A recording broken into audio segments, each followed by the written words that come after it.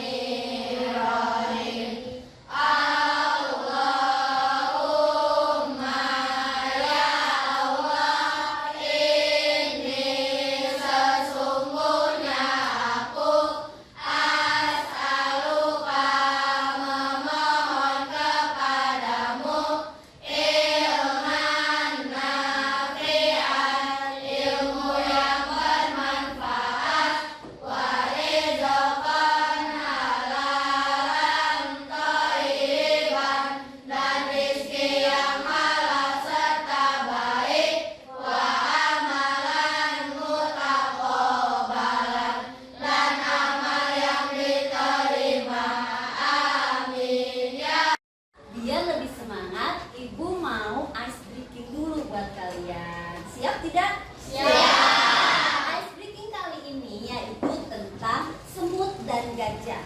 Ibu contohkan dulu ya. Gerakan semut itu kecil. Jadi kalian seperti ini. Semut itu kecil. Gajah itu besar. Ini gerakan sesungguhnya. Kalau gerakan kebalikannya, semut itu besar. Gajah itu besar. Jadi untuk kebalikannya, semut itu besar, kecil, gajah itu besar. Sekali lagi, gerakan sesungguhnya, semut itu kecil, gajah itu besar. Gerakan kebalikannya, semut itu kecil, gajah itu besar. Kecilnya di sini. Siap. Kecil itu besar. Itu kecil. Itu besar. Itu besar. Itu besar. Gerakan kebalikannya. Semut itu kecil. Semut itu kecil. Mana tangannya? Semut itu kecil.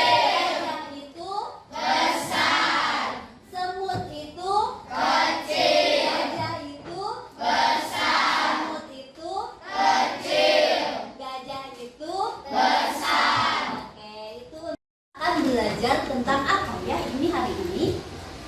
Kita akan belajar tentang mengenal berpikir komputasional. Apa ya itu komputasional? Nah, Ibu mau nanya dulu nih kepada kalian. Apakah manusia bisa berpikir seperti komputer? Bisa. Mengapa? Karena manusia yang menciptakan komputer, betul. Ada lagi? Ada lagi? Apalagi? Ya, karena memang manusia yang menciptakan komputer, berarti manusia serba pinter. Ya, oke, bagus. Tujuan pembelajaran kita hari ini, kita akan belajar tentang memahami konsep dasar berpikir komputasional. Dan yang kedua adalah mengenal 4 prinsip dasar berpikir komputasional. Salah satunya yakni ada dekomposisi. 2 adalah pengenalan pola. Yang ketiga abstraksi. Yang keempat adalah algoritma. Ada yang sudah kenal dengan bahasa ini? Belum? Nanti kita berkenalan dengan kata-katanya ya. Selanjutnya, apa nih manfaat yang bisa kita dapat dari pembelajaran kita hari ini? Manfaatnya yaitu bisa memecahkan masalah secara efektif dan efisien di berbagai bidang, termasuk kehidupan sehari-hari dan dunia teknologi. Selain itu, juga melatih otak untuk berpikir logis, kreatif, dan terstruktur. Seperti itu ya manfaatnya. Selanjutnya, apa itu berpikir komputasional? Ada yang tahu? Nggak tahu, semuanya nggak tahu. Mari kita simak video pengertian berpikir komputasional.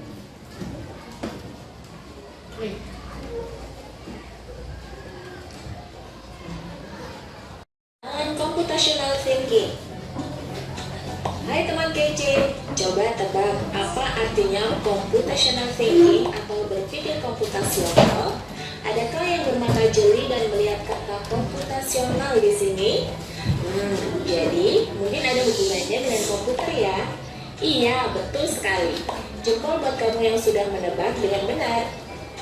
Berpikir komputasional adalah proses berpikir untuk menyelesaikan masalah dengan efektif dan efisien.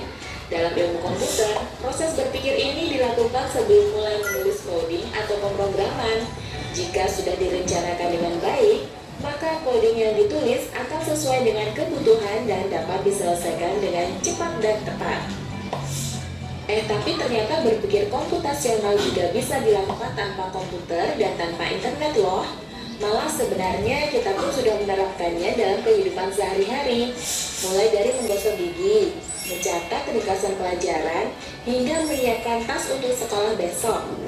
Wah, kalau kita sudah bisa menerapkannya setiap hari, berarti kita semua sudah mahir dong.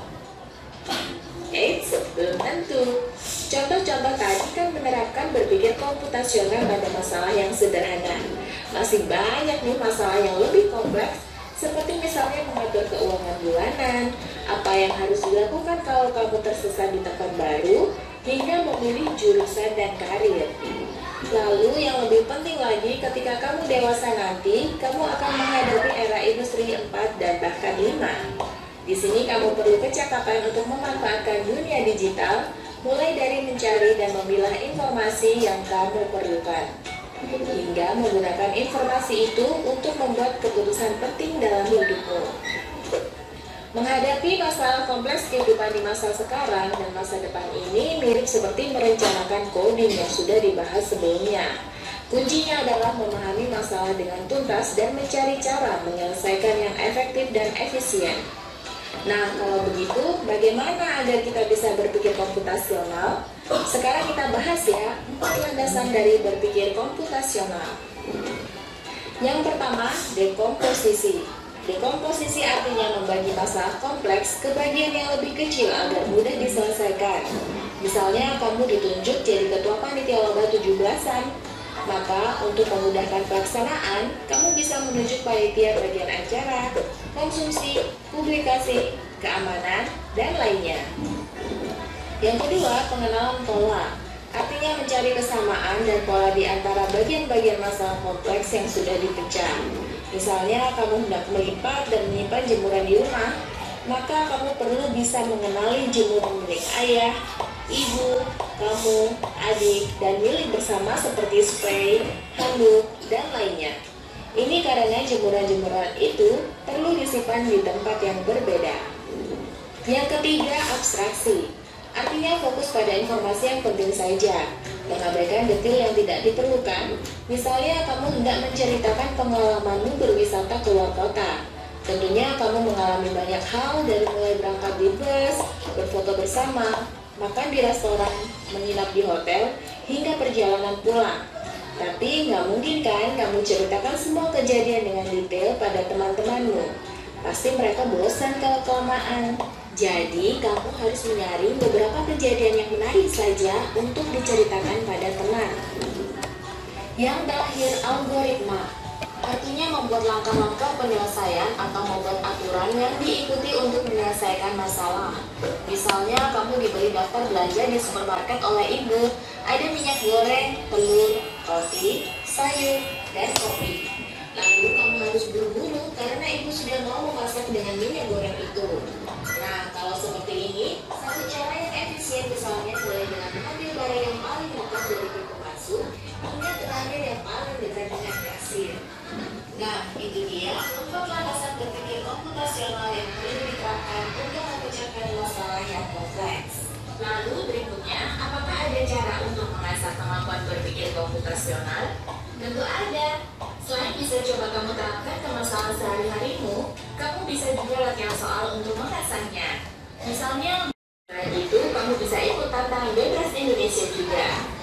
Yuk coba simak satu contoh soal computational thinking.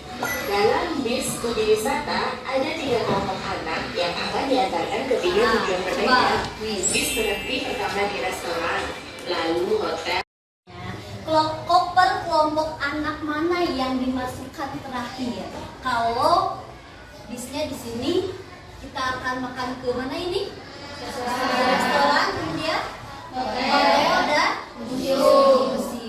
Berarti koper yang mana yang terakhir yang disimpan oleh supir? Yang dari berpikir komputasional. Sudah paham belum? Ada gambaran sedikit? Ada. Untuk lebih mematangkan lagi,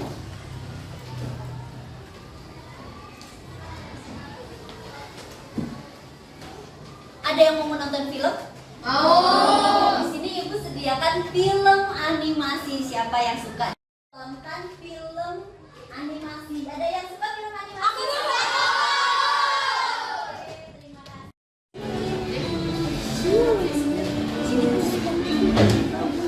Ini adalah film animasi tentang berpikir komputasional ya. Radit, Raihan, Radeva, dan Radia berpetualang ke desa Eyang, yaitu desa Kebun Tebu di Lampung Barat, Provinsi Lampung.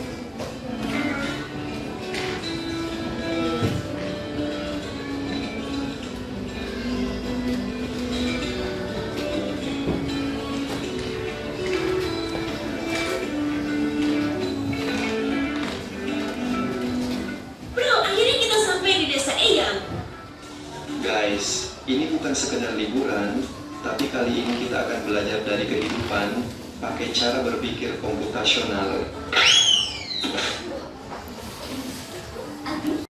Hijaunya sawah.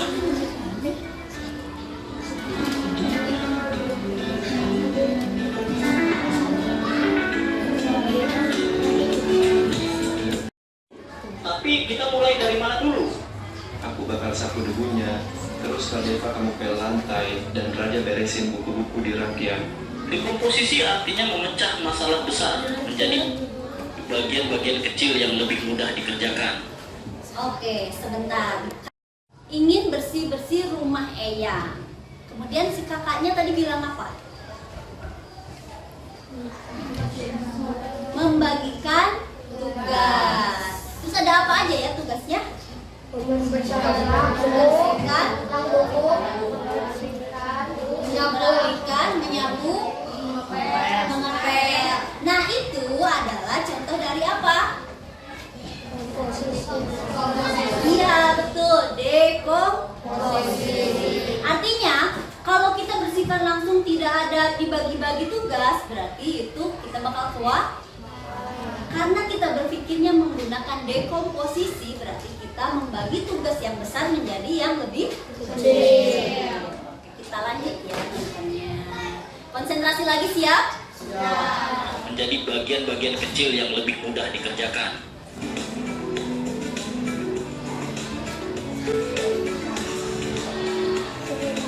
Yuk, kita mancing ikan, tapi kok susah banget ya dapetnya? Sabar, coba perhatiin dulu. Ikan tuh sering kumpul di bawah bayangan pohon. lihat, ada bayangan pohon besar di situ, pasti banyak ikan di bawahnya. Jadi harus sabar dan perhatiin pola alam ya. Pengenalan pola adalah mengenali kemiripan atau pola dari masalah. Komputasional adalah cara menyelesaikan masalah dengan langkah-langkah yang logis dan sistematis.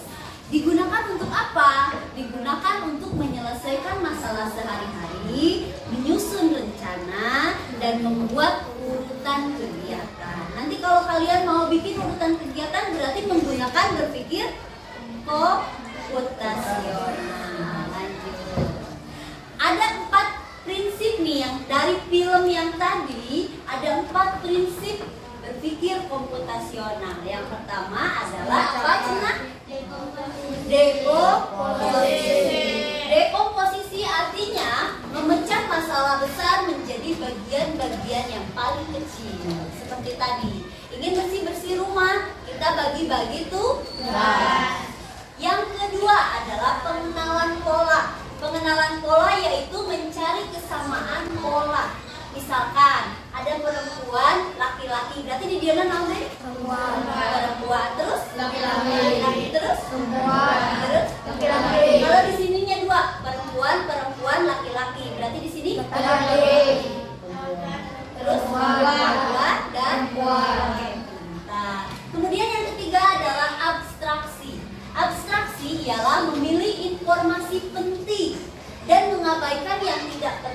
Yang tidak penting tidak usah dipikirkan.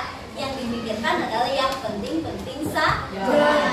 Kemudian yang keempat adalah algoritma. Algoritma yaitu menyusun langkah-langkah atau instruksi untuk menyelesaikan masalah. Seperti itu. Kita akan belajar tentang dekomposisi nih untuk lebih kalian paham.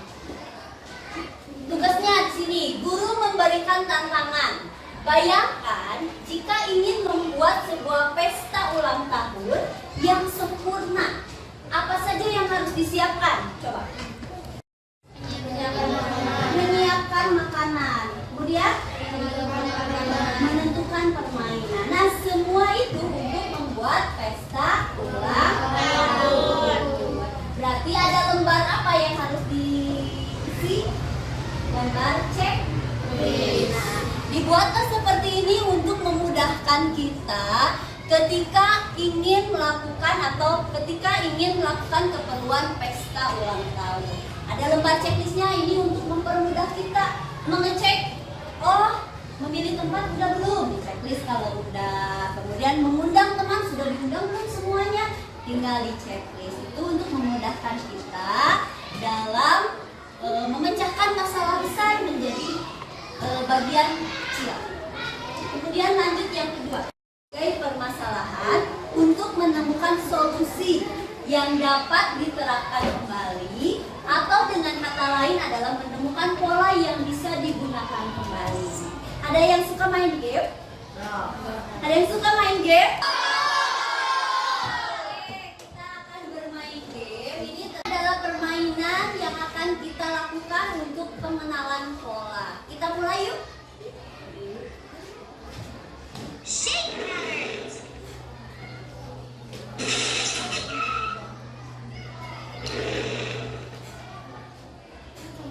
Kita praktek dulu ya. Nah, kira-kira yang di dalamnya apa nih? Bulat atau bintang? Bintang. Ini ada bulat, bintang, bintang. Bulat, bintang, bintang. Bintang. Di sini adalah bintang. Kita ambil ke sini. Coba ini betul tidak? Ternyata betul. Boleh tepuk tangan. Ini apa ya kira-kira? Segitiga.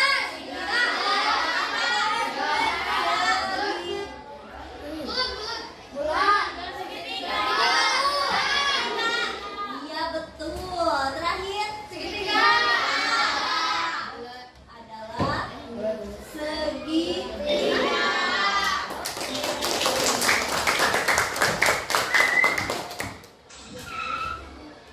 Untuk nih apa? Bulat. Bulat. Oke. Bintang.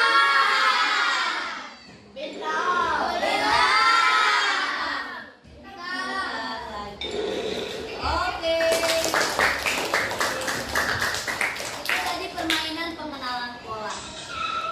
Abstraksi adalah menyaring informasi yang tidak relevan dan hanya mengambil bagian yang penting saja untuk menyelesaikan masalah. Dengan kata lain, hanya terfokus saat akan memanen buah mangga, maka cari buah mangga yang sudah matang. Yang masih hijau jangan diambil. Fokus pada buah yang matang saja. Berarti anu hijaunya diambil tidak? Tidak. Untuk abstraksi fokus pada hal-hal yang penting saja. Dilanjut. Yang terakhir adalah berpikir algoritma. Berpikir algoritma yaitu menyusun langkah-langkah, instruksi ataupun prosedur yang sistematis untuk menyelesaikan suatu masalah tertentu. Contoh nih, Alia ingin membuat mie rebus. Coba bantu Alia menyebutkan langkah-langkah cara membuat mie rebus. Yang pertama apa? Mengambil air. Terus yang kedua? Mencetakkan kompor, menyalakan kompor. Yang ketiga? Oke, mie-nya dibuka dulu. Terus masukkan mie ke dalam panci. Yang keempat? Masukkan bumbu ke dalam mangkok. Terus yang kelima?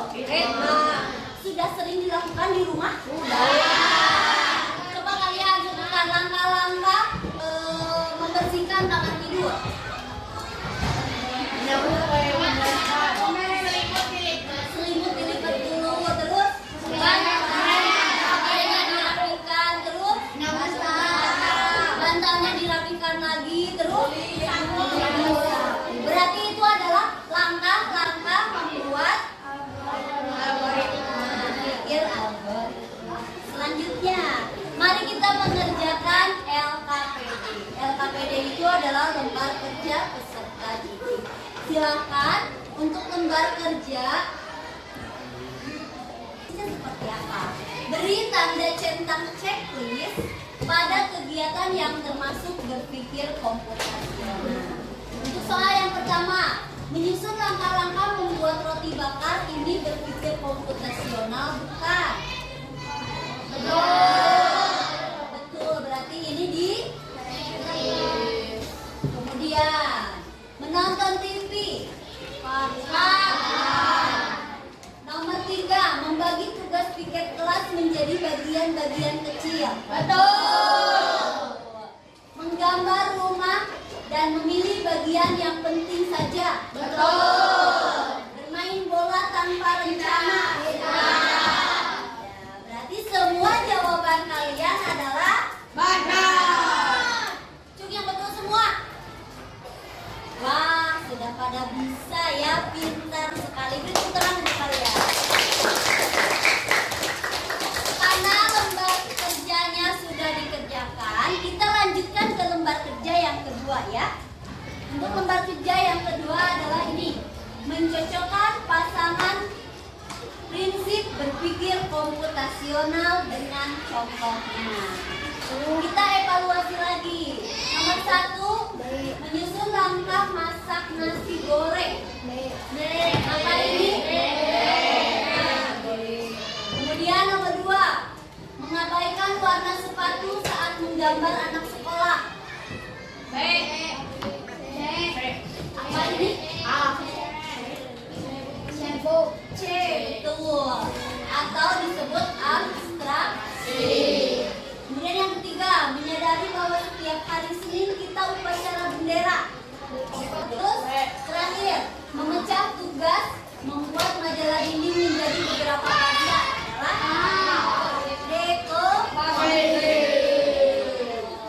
betul semua ya.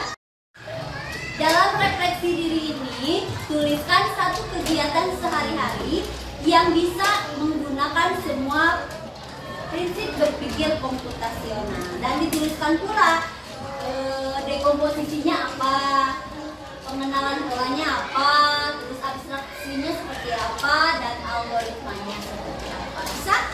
Silakan, waktu kalian adalah 10 menit. Nah, itu tadi proses pembelajaran kita hari ini. Bagaimana?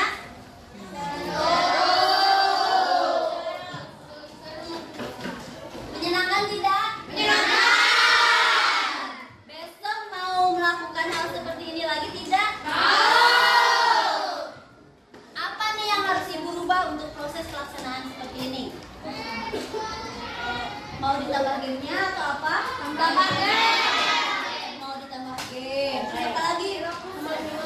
Banyak lagi filmnya. Oh, nonton film lagi. Oke. Nanti akan Ibu catat untuk proses pembelajaran selanjutnya. Terima kasih untuk pembelajaran kita hari ini. Sampai jumpa di materi selanjutnya tentang komputasional sebagai dasar coding. Itu saja. Wassalamualaikum warahmatullahi wabarakatuh.